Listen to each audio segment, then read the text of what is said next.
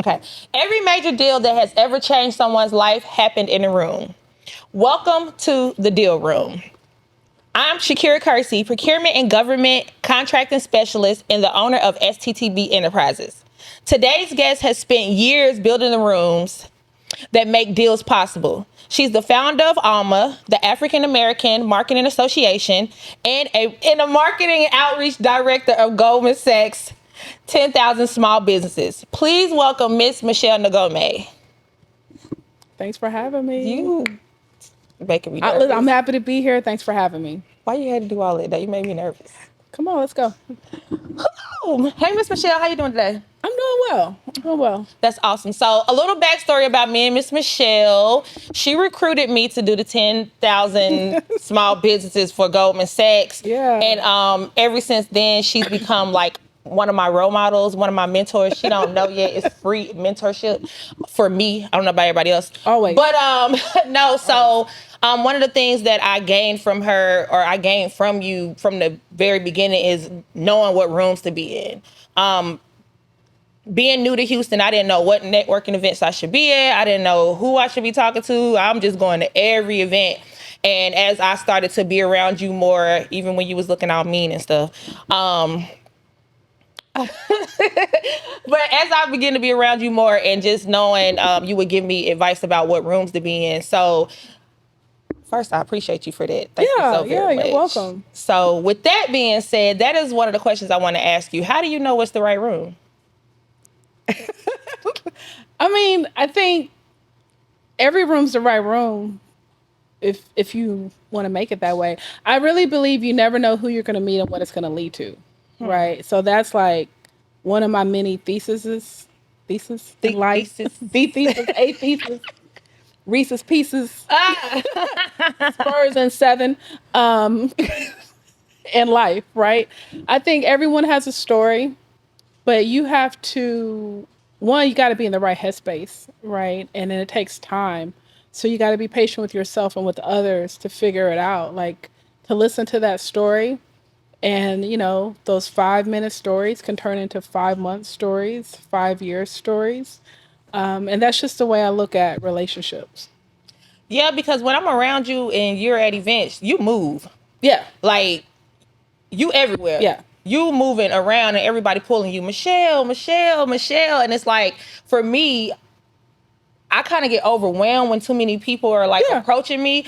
And so for somebody that's new and really getting into networking and trying to like get their name out there, how do you help them with being comfortable with being able to maneuver in those rooms? Well, I think that's the thing. Like, I get overwhelmed too. I think, so that's why I say you gotta be patient with yourself. I believe you gotta play to your strengths. Like, what are you good at? But I step outside, I go to the bathroom, I duck and dodge. I don't want to sit up here and be like, I'm foolproof with it. I'm not. But I know me, I know my capacity, But listen, if we can really talk, in 2014, I wrote a book called Network, Navigate, and Nurture, The Equation to Strategic Networking. And at that time, I was working in corporate finance, and I went back to school to get my master's online. And I knew, even in undergrad, I didn't have the traditional college experience. So I knew going into grad school, once again, I wasn't going to have the traditional college experience. And I know I want to switch careers. So I created a networking plan. And I'm like, we have business plans and marketing plans. Why not a networking plan? And it was just a one pager. Who do you want to meet? Pretty much objective. Who do you want to meet? Where do you want to go? Where are these people? And I didn't know, but I knew that I needed to find out. Like, I really had to touch the water and just figure it out. And then I do believe it's important to know, we talk about relationships and it's like what you want, what you're looking for. But it's also important to know what you don't want, right? But you don't know that until you get out there. So I think sometimes if you just give yourself like, okay, this is what I need to do, especially if you're new to a city, I'm going to give myself 3 months, 6 months, figure it out, and then reevaluate. Because now you can put metrics or criteria to it. And I think especially as we get older, and when you get into your 30s, it's like, oh, I got to do X, Y, Z. But it's like, I'm in transition. I don't know what XYZ is. So why don't you just start, give yourself a time limit, and then reevaluate? Okay. Well, first of all, now I know where you be at when I be looking for you. You talking about you be ducking and dodging. You be hiding sometimes at these events. Sometimes, Girl. listen, I'll say this. One thing I realized, I appreciate it as an adult, but I didn't realize I always had this gift in high school. You'll never see me with a clique. And you never with people. Yeah. Ever. So that's why I can navigate. That makes a lot of sense. And I think I kind of picked that up from being around you too, because now I'm more comfortable going to events by myself. Yeah. Like I'll just get up and go, especially when you send me something, because then I feel like I need to be there. Yeah. And then think about it, because if you go to an event, like Black Houston's really small. And Is it? It's small. It's kind of crazy right now because I feel like I'm getting older, and I be seeing these youngins. I'm like, but I'm 43 years old. You still young. I am still young. Look now, don't. But I've been in Houston for 26 years. Are you not from Houston? No, I came here right after high school. Oh, okay. Right. So I started at U of H, and then I thugged my way through it. Because you a real thug in real life. I be telling you that. You be trying to act like it ain't true, but I be telling you that all the time. Like, boy. But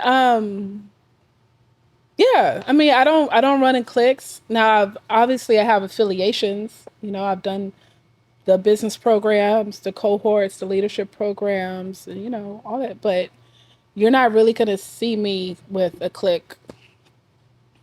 So, you don't be with no clique. But, like, I just feel like for me, I just get nervous sometimes because what I've been trying to do now is if I'm going to an event, I'll kind of try to see, I'll look at the roster and see who's going to be there as far as like businesses or something like that. So then I kind of like know, like, okay, I want to target this business. I need to look for this person at this business or something like that. But sometimes I get to networking events, like I said, I get overwhelmed, or I just get into my little shell, or I'll get to somebody to meet them, and then I lose my train of thought. My words don't come out, and I'll be like, oh man, now I'm sitting there looking stupid. So what's the trick? So the trick is, one, if you go to an event, always look for someone that you know, right? So look for that familiar face, touch base, because that's already can provide a level of comfort. Even if you saw them a week or two ago. So how, like, it's Wednesday. How's your week been treating you? How was your weekend, right? And even if you spend 5-10 minutes with them, hopefully that will calm your nerves down. Excuse me. It'll put you at ease, right? And so many things can happen after that. So someone's going to join you in conversation. Maybe they can introduce you to someone else. But hopefully when you're talking to someone you know, you can transition into flow state. Got you. So that's the key of networking, right? Like, I know I'm very charismatic. Can we cuss on here? Do whatever you want. But I also know I can be an asshole. But people won't acknowledge. I know when I am. Oh. Right? But I'm very charming. I do think you now I told you when I first met you, you got that look like, don't come over here talking to me because I don't know you. And that's good and bad too. Yeah. Because people don't bring BS my way. Yeah. But everybody know you. But I've been here for 26 years. But I know people that's been here their whole life, and people still don't know them. But I'm always curious about people. A lot of people are not curious. They're transactional. Yeah, that's right? True. That's true. Because people think they're going to go to, listen, I know rent was due, yesterday? And we got until tomorrow. Or today. Today's the 3rd. The time of this recording is the 3rd, right? So lots of times people think, man, okay, if I'm going to go to this event, I'm going to get a client closed by Friday, and and it's like, no, it's not going to be like that, right? Unless you're selling a $10, $20 book, it's really not going to be like that. And you got to understand, the higher your cost, whatever you charge, is the longer the sales cycle, right? So if you tell me you're going to sell me a $5,000 coaching, I'm like, okay, I need to go home and research you. I'm not about to, oh yeah, girl. let me And scan. just pay. Let me scan. What? Like, I ain't got it like that. Yeah. I ain't got it. Listen. Like, I gotta go home, do my homework. I want to, go through the rabbit hole, go through your funnel, sign up to your newsletter, watch some YouTube videos, have that 15-minute discovery call. Yeah. Got to run that low key background check. Hey, girl, you heard of such and such? Because listen, those background checks be running. Did you do one on me? No. Oh, no. Girl, don't do one on me, Chad. No. Just stay where we at now. But I'll say this. I have the African American Marketing Association, right? Whatever we're doing, whatever. But a lot of people will send me like, "Hey, you see this event?" Yes, I know her. Yes, I know about the studio. Yeah. Like, yes, I know about this studio. I'm fine. Now, you don't know. Now, do I know the individual? Maybe not, but I know what's going on. Yeah. Like, I've gone to their IG page, Oh yeah. That's the marketing side of you. That's the No, I'm a professional lurker. A what? I'm a professional lurker. So like a people watch. Well, no, that's different. A professional lurker. Michelle. We just having a good time today, y'all. Michelle. But listen, so I want to go back. So another thing when you're going to an event, so look for someone you're familiar with if you can. Eventually you want to get into flow state, and then it's easy to navigate those conversations, right? Kind of try to figure out what are your go-to lines. So back in the day, one of my go-to lines was, "So what brought you out today?" Right? "Oh, well, I'm looking for XYZ." And the next one would be, "What are you most excited about?" Right? What are you most excited about in your life? Oh, man, like no one's ever asked me about that. That's that charm. That's that charm, baby. That's that charm. Still out with that. Like, what are you most excited about? What are you most excited about? It is like my eyes too while I'm doing. Yeah, it's a good first date question too. Yeah, listen, a good first date. We do. We do our relation networking. It's all the same thing. Yeah, that's all still a part of networking. I'm just saying because you networking. Yeah, you working. No, but you got it. You definitely have to have a couple of go-to questions. They got to be open-ended questions, right? Because you want people to talk. You want people to open up. Now we got ChatGPT. We didn't have ChatGPT when I wrote my book. I was like, I gotta figure this out on my own. But you want those kind of questions that can, like you said, you're nervous. Like, another thing, I'm all about safe spaces. Like before I got into my business stuff, I've always been like, how can I be a safe space to people before I had the language for it? But yeah, like those are the things. And I don't think we consciously go into that when we're business networking, but it is an important element.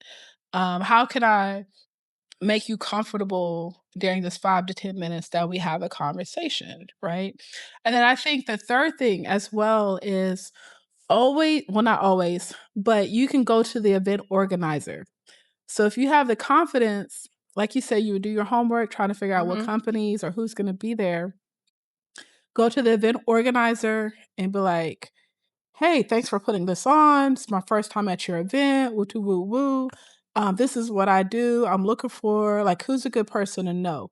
Because the event organizer should know a handful of the attendees. So even if they give you, especially if you don't have that familiar face in the audience, like who's that person they can introduce you to, and once again get the ball rolling so you can be in flow state. And then the last thing is, depending on the type of event, you want to, especially if it's a speaker, try to remember at least one thing the speaker said, right? Because that's another way to start the conversation as well. And usually if it's a speaker, depending on obviously the role and, so many things, they may be a decision maker, or they can pass your information along in the company amongst the network. So I can give you a couple examples. Okay. But most recently, in March, I went to South by Southwest. First time. I went on a Sunday. Adweek had an event, and on the panel they had the chief marketing officer from Ancestry.com, and it was a CMO panel. Another black lady with a centrist song. So I drove to Austin just to meet these two ladies, right? And it was a good event. But when I got to their panel, well, one, I used ChatGPT for my homework, like just background information. Drove to Austin. I had listened to some of her podcast interviews On the way there. Yeah, like I'm doing my homework, right? And then she said whatever she said. I waited patiently to talk to her, and I noticed she had came in with another woman.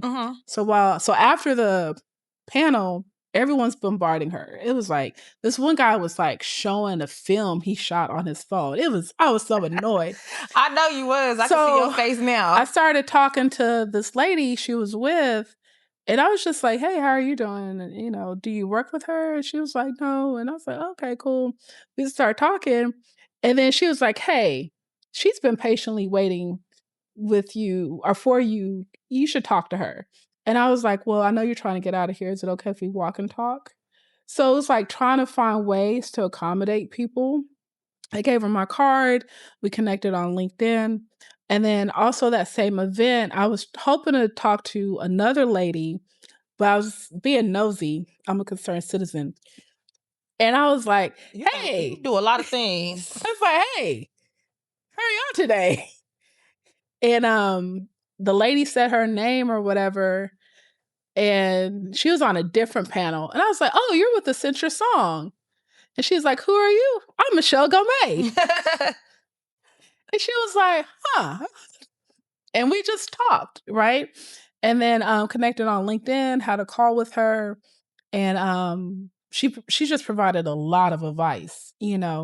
So I think those are ways to open doors, and you gotta nurture relationships. And lots of times, once again, when you're desperate and transactional, Oh yeah. it never works out. It Yeah. just never works out because you're looking for something so immediate. Yeah.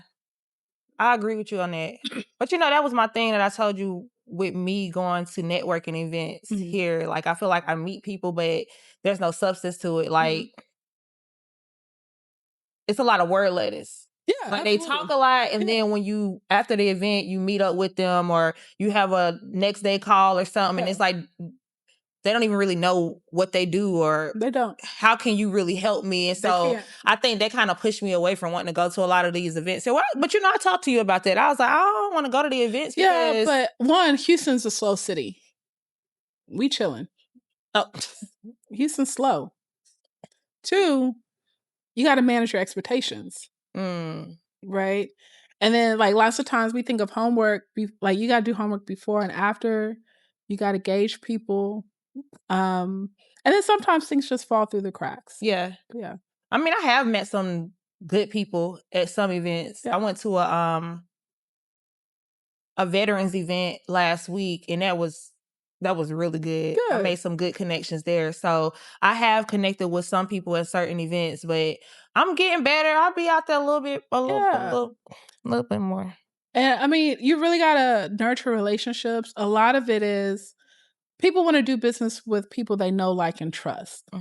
And it just takes time. And sometimes, like I left an event before coming here, right? And this guy works for a bank. He's like, "Yeah, I've been seeing you around." I was like, "Yeah." Like, I already know who you are. Like, I know where you work. I know who your boss. And he was like, "Well, I've been on the job for 60 days. Okay, cool. Right. Well, I want to everyone wants to get involved. We'll see what happens. Yeah. Right. But it comes down to the know, like, and trust factor. Yeah. And it really takes time to nurture relationships. But one thing we teach in the Business of Marketing Bootcamp with Alma, as I stated earlier, the higher the price, the longer the sales cycle, right? So if you think about if you want to, once again, if you're like, hey, okay, if you go to an event and a speaker has his or her book, and it's $20, like I'm not tripping off of $20. Yeah. Like, and plus I just like what you said for 45 minutes. Cool, right? I don't even crack open books anymore. That's not good. But I support authors, right? But if I want to go buy a car for 20K, 30K, whatever, and clearly it's going to be financed, Yeah. but it's like I'm visiting dealerships, I'm on every website, I'm asking my homeboys, hey girl, you want to come with me to negotiate? Like, Yeah. we just put more effort in, but we don't think about the effort on how that consumer needs to be when our business. We're like, oh, we got what you want to do. Yeah, because you got bills due. I get it. But we also got to be mindful of the consumer psychology and behavior for the people we need and that we attract to our business. We up on something today. Every day. Every day. Every day. Every day. Y'all, sometimes Right. I think she be ignoring my text messages. I'll be thinking that sometimes, but she be busy. I don't ignore. I text you yesterday. Like, Did you? so I see your email. Oh, yeah, you did text with me the yesterday. Rihanna. I did my thing on that. I was working on it. Like, oh, okay. I'm gonna go back to it, but I like what I see. Okay. I'll be working in the background, just so you know. But, so, speaking on marketing, how important is marketing for Listen. business owners? I'm biased. Marketing is everything, and not to neglect other things, but it really is everything. And marketing is so broad. What I try to tell people, especially depending on where you are and the budget, you may need to find ways to plan for marketing on a quarterly basis because marketing is so broad, right? And sometimes you can't do everything at one time. So if you're, I'll say an established business owner, and I'm gonna say 5 years plus, and I'm saying 5 years because hopefully, if you've been in business for 5 years with consistent revenue, you should know the cycles in your business, right? So if you know the cycles of your business, and they say, I heard two things. So either 10% of your revenue or 10% of your forecasted revenue should go to marketing. Or they say what? Is it 10% of whatever you want to make? Okay. So if you want to make 100,000 next year, you need to spend 10,000 on marketing. marketing. Okay. Yeah. That's a good way to think about that. I never heard that. Why didn't you tell me that in Goldman Sachs? I don't teach there, and I don't think Oh. they ain't You ready. should probably. They ain't ready. I gotta teach my own thing because I need to keep it real, and that's why I started the Business of Marketing Bootcamp. Let's talk about that a little bit more. So the Business of Marketing Bootcamp we started in 2024. It's well, we're gonna make some changes, but essentially it's a 12-week no cost marketing program for small business owners to understand marketing foundations. So lots of times people are like, well, I need 10,000 followers on TikTok. Like we all do. Now that's not what I'm good at, but what I can help you with is understanding who your consumer is, buyer behavior, the messaging and the strategy behind it. And I feel like once you can understand the messaging and create a strategy, now you can create all the content you need. Right? So whether it's your website, short form videos, or podcasts such as this, but lots of times we don't know who we're talking to. And then similar to the deal room or networking events, you're like, I just want to put hey y'all, I'm selling this t-shirt for $20. Like everyone ain't got that sauce.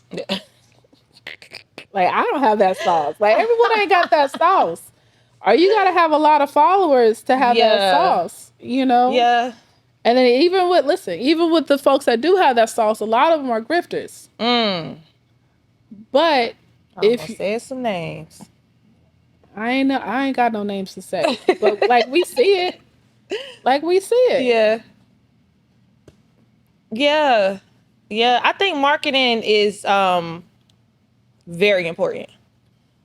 I mean, I'm one of them people that have a good amount of followers on Instagram, and I made a lot of money from marketing and selling my product and what I do on social media. So I think that marketing is very important, but it's like different levels of marketing though, because some people are good at marketing on social media. And then some people don't even use social media at all. They just market what I like to call grassroots marketing, because that's how I grew up, is grassroots marketing. Like, and I guess you can kind of relate that to going to networking events too, because that's a way of, yeah, right? So I think sometimes people don't really know how to market or what they should be doing. Yeah, that's true. But you need to market, because that's how you're gonna get the deal if you're not marketing. So how do people, so for me, for instance, when I got off social media, I was scared because I knew that I used social media so much for marketing, and that's how I got a lot of my clientele. That's how I would sell my courses and stuff like that. But I don't know that side of you and your business. That's true.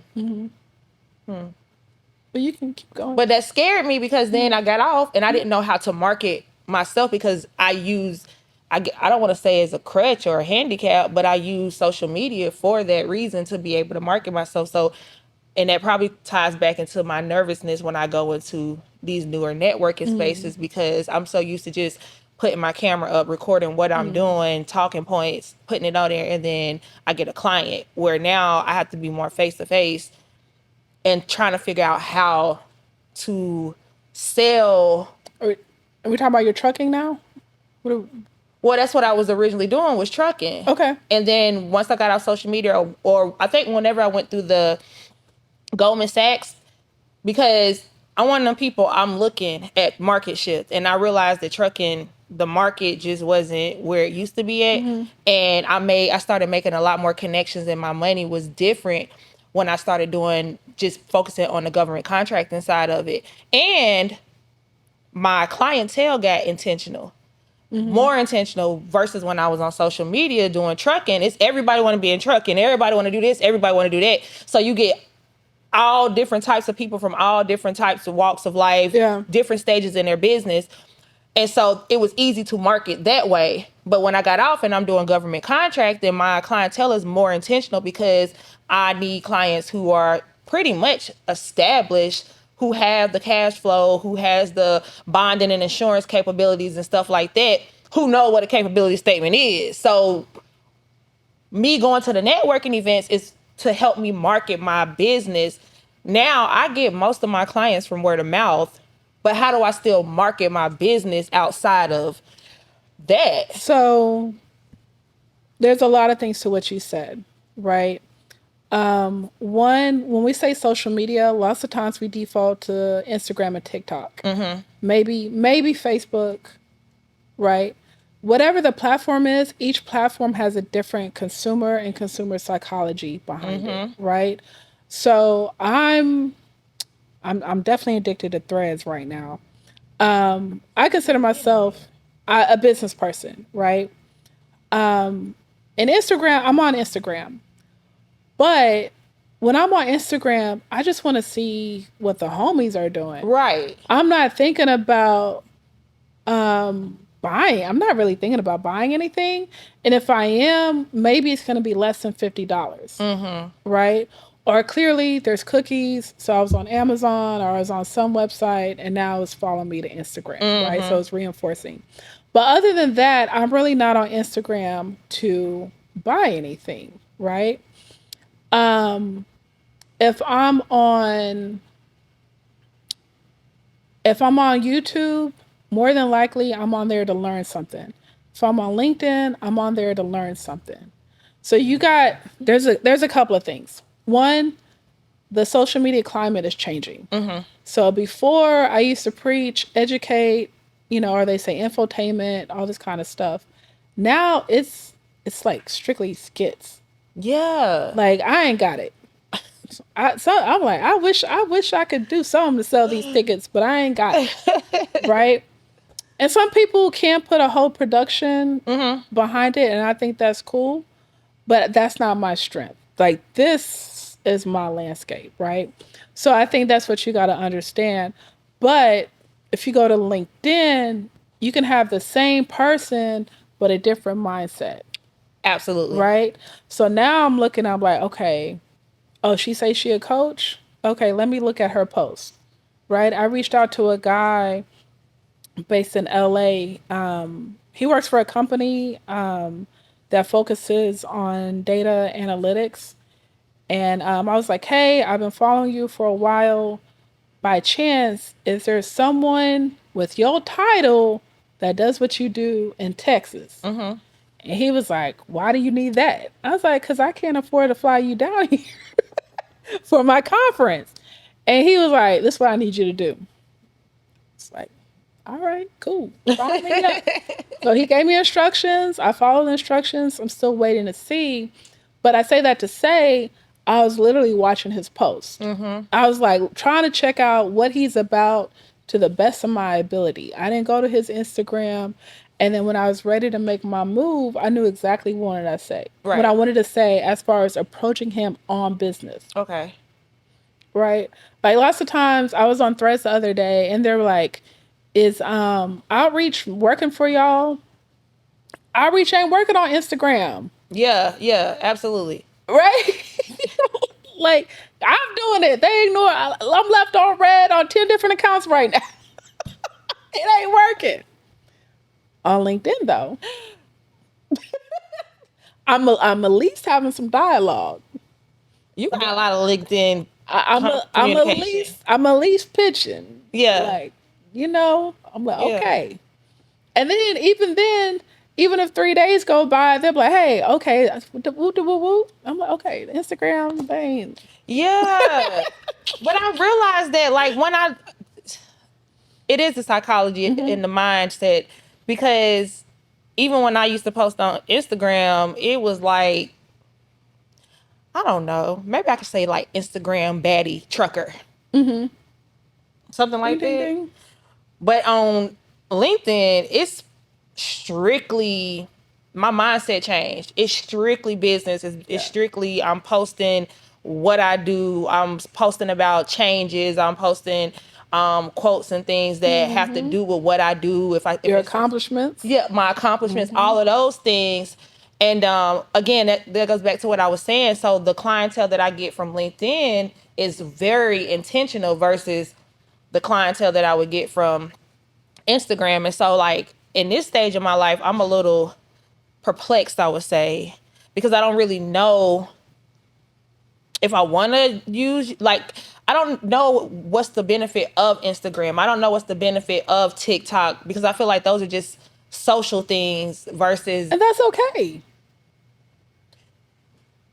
That's okay. but I feel like sometimes people take the two and mix it. But that's the problem with society today. Like, we got so consumed with having a side hustle. It's okay if you want to have a hobby.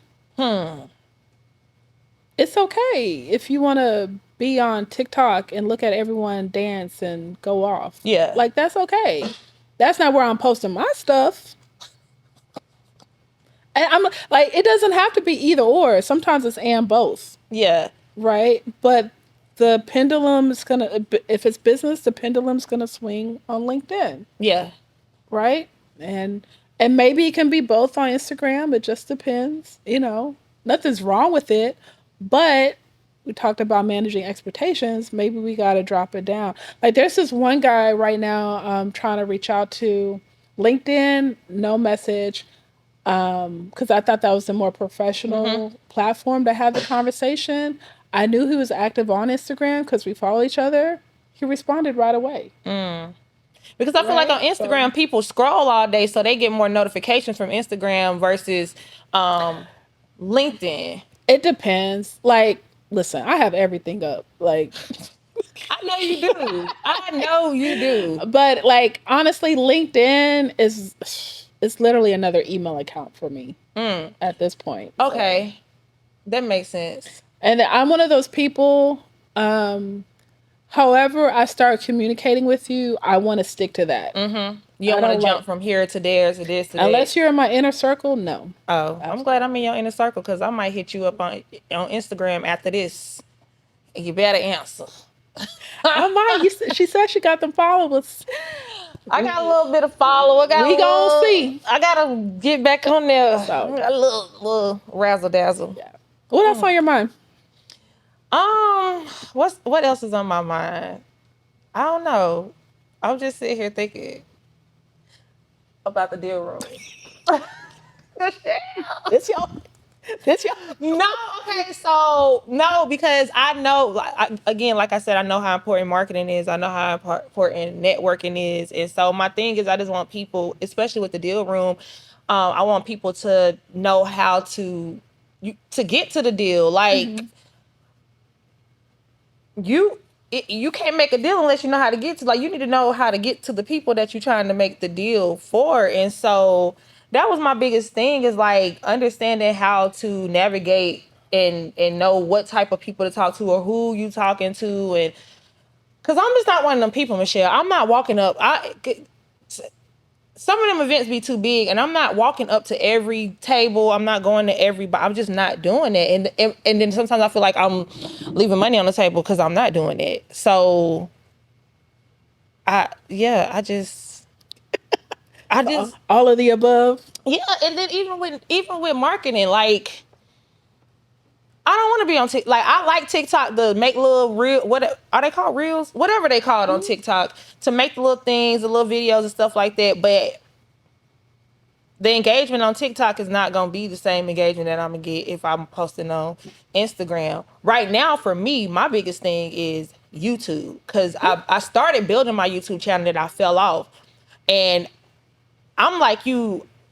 Well, I'm not like her because I'm not the OG in podcasting. But I'm retired, by the way. But I want to get into podcasting because when I was in college, my major was mass communication, radio and TV broadcasting. And so I think now I'm kind of tapping back into that. And so I want to get into podcasting, and then my passion is teaching, not teaching students like that. Yeah. But I like information, which is why I go to YouTube so much because it's informational for me.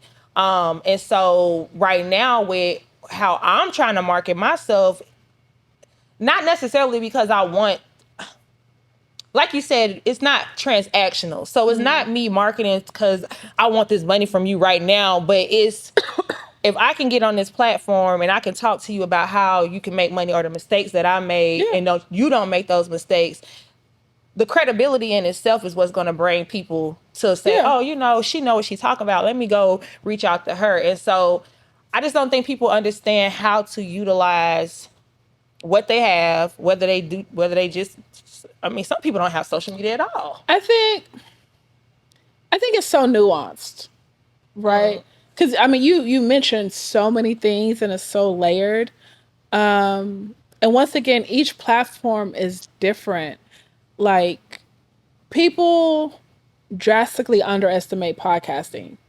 Folks be like, oh, I spoke to my homegirl or my homeboy for 2 hours. We need to start a podcast. Mics ain't nothing but $60, $100. Woo, woo, woo. Podcasting is a lot of work. Yeah.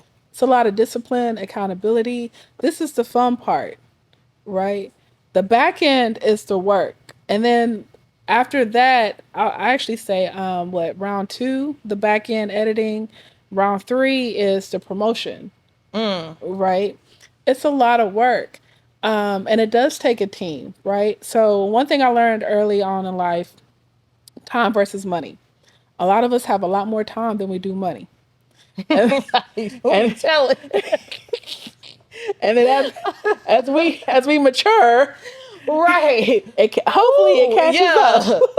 And then hopefully the money outweighs the time. Hopefully you have the money to hire people to save you the time. Yeah. That's life in a nutshell. Lord right? Jesus. And then now it's like you want quality people, quality work, all these kind of things. But yeah, it takes a team to manage a podcast. So that's the thing. Everyone thinks they're gonna just get on here and talk. Like, that's why I'm not podcasting. I'm like, it's too much. But I'm glad to be a guest. I'm glad to walk in. Shit, make me comfortable. Well, we gonna see. This is season 1 of the deal room, y'all. But it takes consistency, right? And one of my bosses, he always say the cream rises to the top. That's consistency. Okay. Right? You got to be consistent. Like, I think, honestly, I don't think I have one. Well, I definitely have failures, but as much as I've been consistent, I have stopped. And sometimes I feel like I was too far ahead of the game that I second guess myself. I stopped prematurely and I just went a different direction, right? Like when I walked in here, we're talking about I started podcasting 2015 on Skype, right? Girl, I would love to see them podcasts right? Now. I just want to see how the clarity in them. 2015 to 2020, and then I think 21 to 2023. So that's about 9 years. We need to get on podcast. We have one, right? We have the Marketing for the Culture podcast. Oh, okay. So we can talk about that offline. But yeah, because those were two different podcasts. So like I said, my first book was called Networking with Michelle. Flip that into the podcast Networking with Michelle. Okay. Within my first 100 episodes, I extracted content and wrote my second book, Success Undefined. You extracted the content from the podcast to write to help with the book. The second book. Oh. Yeah. Content machine. When I'm on, but I'm trying to write a book. Trying to fade into. So when I got comfortable with podcasting, I would ask one of my final questions to my guests was, how do you define success?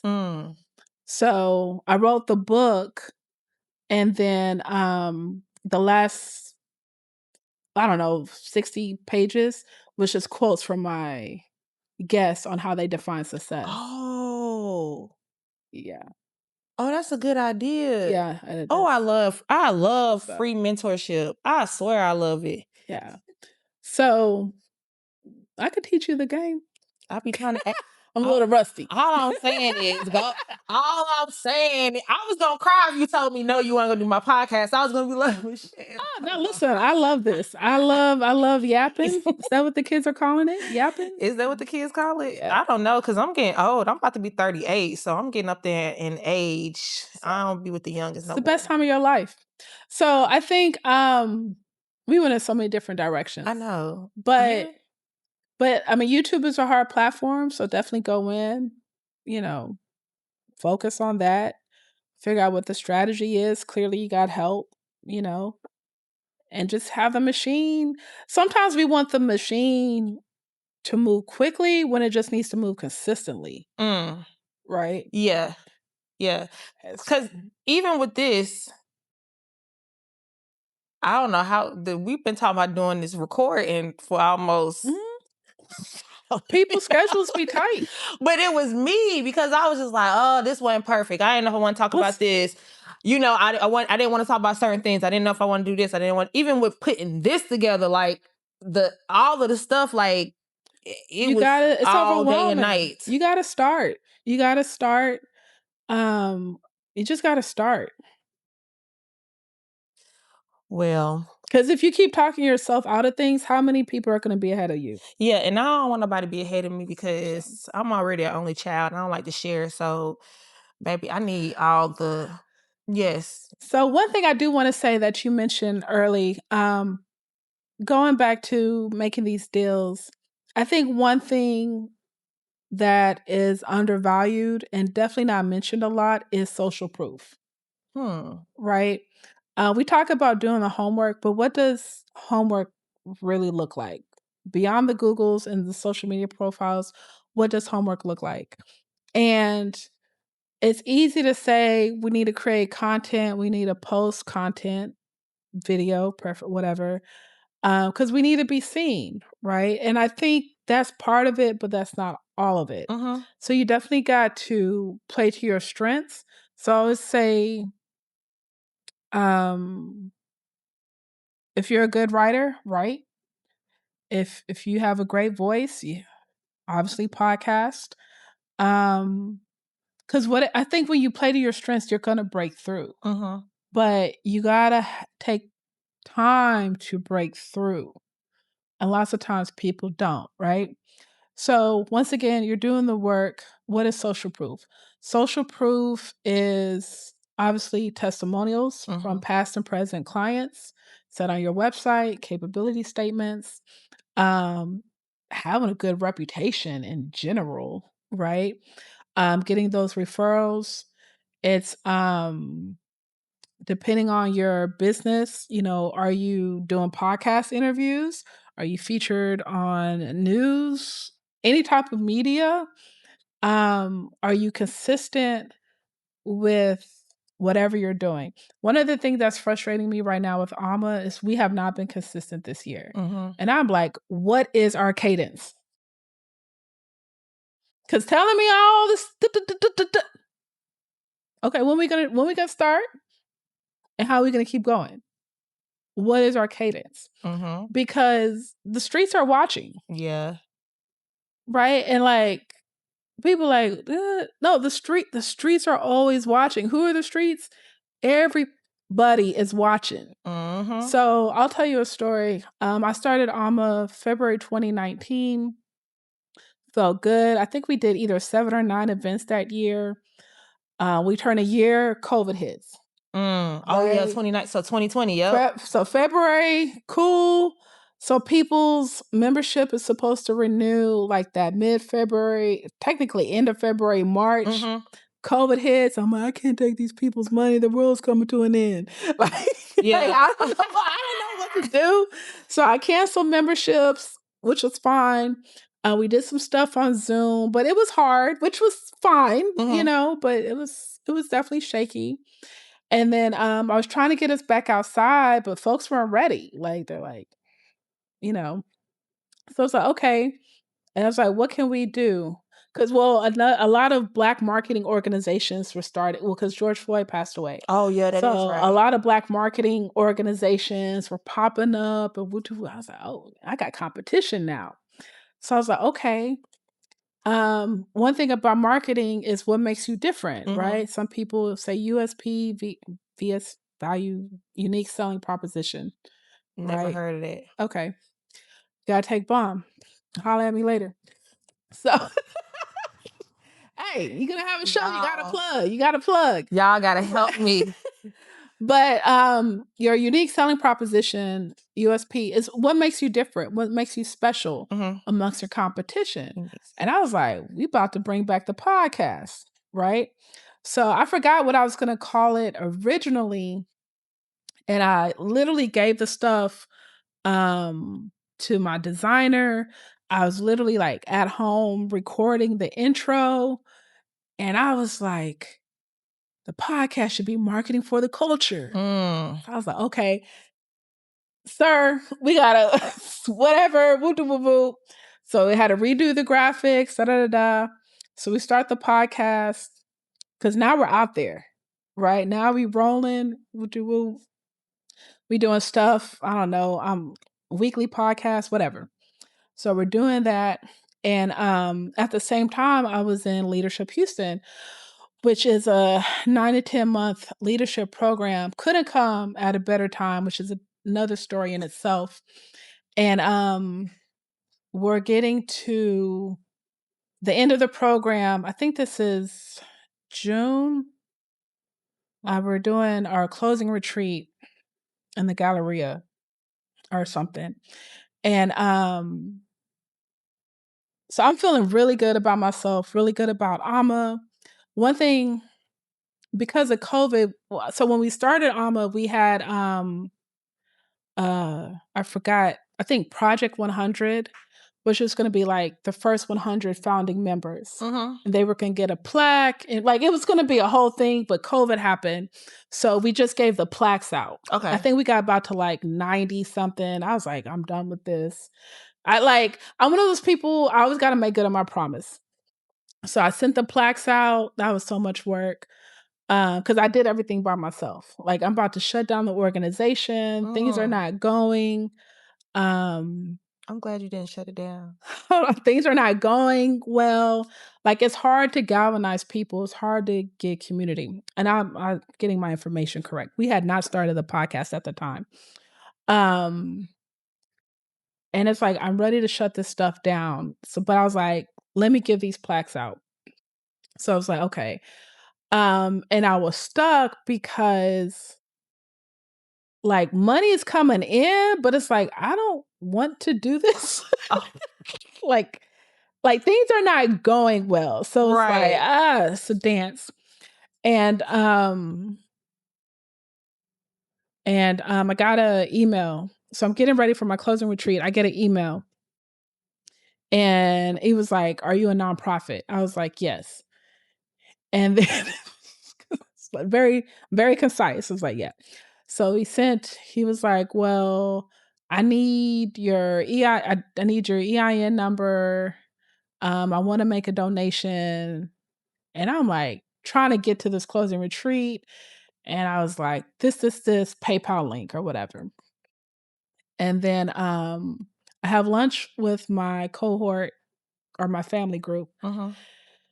But then from lunch, we got to go to the hotel. So I get another email, and he was like, "Thanks for sending me the PayPal link, but I need something else. Like I can't give this donation via PayPal. Can I talk to you?" And I was like, "Dude, you got to call me right now because I'm going to this closing retreat for my leadership group." And so he calls me. So he's like, "So tell me about this leadership group." And I'm like, who is this cat? Like, because my life be in shambles. So I'll be very concise. I'm like, because if I don't answer you now, I'm not going to answer you, you know? So I'm telling him about the leadership program. And he was like, each year, he's like, we're a marketing agency and a state. I'm not going to reference. And each year we donate to our local community. But you being in this leadership program tells me you're the right person to receive this donation. And we've been watching you for a while, and our board unanimously voted on you and decided for you to be the recipient of this $100,000 donation. Right. How was you acting after that? Oh, I was in tears, but I held it together. I held it together because I was in the deal room and I had been here before, right? But when I say I was in tears, when Jesus wept, like I was like, okay. It was like, keep going. But I say that to say social proof. Like lots of times we do gotta, it's a mix. Like we gotta have that balance of networking, whether we like it or not. You don't know what you're building. You still got to keep your head down and do good work because people are watching. Yeah. People are watching, right? And you're thinking this person is my customer. Meanwhile, old dude in 5 states over Done took him. is the one that's about to bless you. And I think another thing, and I had to learn this. That's good to know. Like, we don't like obviously planting seeds, reap what you sow. And it's like, if I bless you today, I can't, and it's hard, but I can't expect you to bless me tomorrow. Yeah. Like, there's a woman on the other side of town that's about to bless me, and I have no clue. And then it's obviously, I'm like, oh yeah, I did that thing for Shakira. Thank you, Lord. Like that's how it works. Paying forward, getting it back. Yes. So the streets are watching. Okay. Watch me. Every day. Lord. Every day. Oh, somebody around the corner saying they want to donate to me. That's the thing. And then you got to have, you talked about mentors, but those sponsors, who are those people that are going to speak your name in those rooms, right? Those people that are going to refer you. Absolutely, right? That's all I do all day is give referrals. My best friend texted me last night, I need a headshot. She said, I lost some weight. I need headshots. Yeah, because you know everybody. I was like, you want to go back to the old person? Or are you feeling spicy? You want to do something different? What you want to do? But like, is you feeling spicy? Or you still set back there? Because whichever way you tell me, that's what I'm going to send you. I got you. That's all I really do is send referrals. Or you can go to aa-ma.org/our directory Shameless plug. and look at the marketers. Shameless plug. Nah. I only refer our members. Yeah, that's good though. Gotta become a member then, so you can refer me. You're a member. Am You I? gotta find something in your lane. I don't come across Contract and stuff, right? too much. Yeah. And it may because I'm out of touch. It's a little too broad for me. But Mhm. yeah. I always literally Alma and Goldman Sachs. Yeah. Someone from Dallas reached out to me because they want to do an event here. And in the email they said they were looking for marketers, but then on the phone they said they're looking for entrepreneurs. Oh, okay. Alma and Goldman Sachs referrals. Yeah. Okay. Well, I had a question to ask about what deal changed you or changed your business, but you kind of already answered it. I got more. Oh. No, I'm just like, Well, what is one deal that changed think- changed the business? That was a huge one. That was definitely That sounds like a good one. That was a life-changing moment. I think I still have a copy of the check. Like, I still get teary-eyed on that one. I would love to see I you remember teary-eyed. it was like when I say divine, like to close that, like to have that conversation, go to my closing retreat. I was literally in that hotel business office printing out stuff, like or emailing stuff. He's like, "Can you get the yes, sir?" I got you. And they're like, and people are like, why are you so happy? I was like, if I say it, I'm only saying it once. And that closing, you got to share something that, whatever you got from the cohort. And I shared that, and the way everyone stood up, clapped, and cried with me. And it was like, oh my God, it was so worth it. So, and then right after that, I got on a plane and went to San Diego and saw dolphins. I was like, Lord, you working overtime. Overtime. So favor ain't fair. But I'll say another one.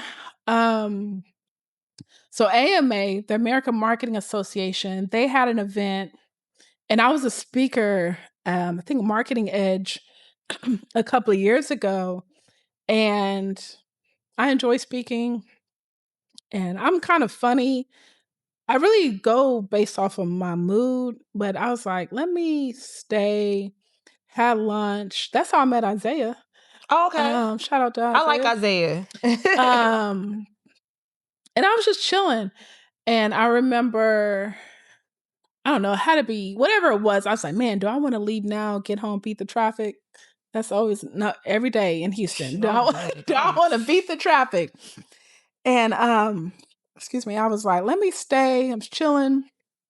And they had an executive at HP as the keynote speaker. So she was doing her thing. I was in and out. And then she said something about Black marketers. I was like, attention. And, so after her presentation, I approached her, what I said earlier, quoted whatever she said in her presentation, introduced myself. And she was like, I'm in. And I was just like, what? And she's like, what? Like, pretty much whatever you're selling, I'm in. Oh, yeah. And it's like, if you think about it, like she referenced Black marketers. And here you are coming up a Black marketing I'm like with an association. association. Yeah. And I started Alma on the thesis of where are the Black marketers. And I was like, hey, we have the Marketing for the Culture Summit coming up. And she's like, yeah, we'll sponsor it. So I was like, okay. So a couple of days later, followed up with the deck, like, hey, just wanted to follow up. Yeah, we're in. She tagged everyone, like in the email, all CCC. I was like, the whole staff. And they came in as a presenting sponsor for the Marketing for the Culture Summit 2023. And then we had a great time. At the end of the event, she was like, I'm retiring, but she's like, I'm retiring, but we definitely want to sponsor for next year. This is your point of contact. It's like, yeah. So I can't wait to get those. Get in the room, introduce yourself, have conversations, listen to the speakers. You never know who you're going to meet and what it's going to lead to. I just believe in that. Well, Miss Michelle, I'm gonna be polite, y'all. Miss Michelle. She's the only one that calls me that, which am I? don't know really? why. See, that's just that Southern belle in me. You know, we're raised to be very polite. Yes, ma'am. Yes, sir. You know, that's just how it is. The people at the church keep telling me stop calling them Mrs. and I was like, God, excuse me, people. But with that being said, thank you for coming to the podcast. I truly appreciate you. Y'all, I'm a part of Alma too. So yeah, we gonna work through some Alma stuff too. But I appreciate you coming. And is there anything else that you want to tell the people out there? How they can reach you? How can they be a part of Alma? Yeah, I would say one, believe in yourself. You are the best hype man. AMA-MA.org. You can follow me. I used to say you can follow me on Facebook. I can't remember it. If you like me, follow me on Facebook for the cool stuff, Instagram, and for the professional stuff, LinkedIn. Well, that's it, y'all. It has been real. Now, oh man, I forgot already. Hold If on. you want to make a deal, step into the deal room. If you want to make a deal, step into the deal room. I'm your host, Shakira Kersey, and until next time, peace.